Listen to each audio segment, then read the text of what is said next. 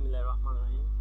কিভাবে একটি Facebook page delete করতে হয় সেটা আপনাদেরকে দেখাচ্ছি।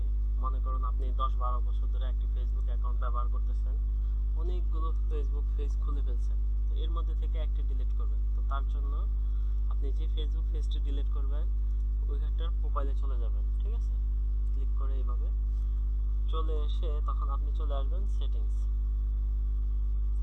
সেটিংস থেকে নিচে নামতে থাকবেন। নিচে নামার পরে আসবে এখানে অ্যাক্সেস অ্যান্ড কন্ট্রোল, এখানে ক্লিক করবেন। এখানে ক্লিক করার পর দেখুন এখানে ডিঅ্যাক্টিভ পেজ এবং ডিলিট পেজ। তো আপনি ডিলিট পেজে রেডিও বাটনে ক্লিক করবেন, ক্লিক করে কন্টিনিউতে ক্লিক করবেন। ক্লিক করে কন্টিনিউতে ক্লিক করার পর তারা আপনার কাছ থেকে জানতে চাচ্ছে যে আপনার পেজে যে ইনফরমেশনগুলো আছে সেগুলো কি আপনি ডাউনলোড করে রেখে দিতে চাচ্ছেন ভবিষ্যতের জন্য। তো যদি না রাখেন তাহলে সরাসরি আপনি কি কন্টিনিউ করবেন, আর যদি রাখতে চান তাহলে এখানে ক্লিক করবেন, ঠিক আছে? আমি কন্টিনিউতে ক্লিক করতেছি।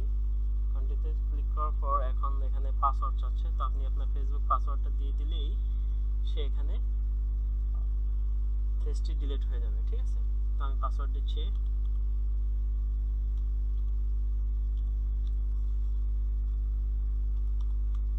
পাসওয়ার্ড দিলাম, দিয়ে ক্লিক করব। কন্টিনিউতে ক্লিক করার পর তারা আবারও আমার কাছ থেকে কনফার্মেশন চাচ্ছে যে আসলে কি পার্মানেন্টলি আমি ডিলিট করতে চাচ্ছি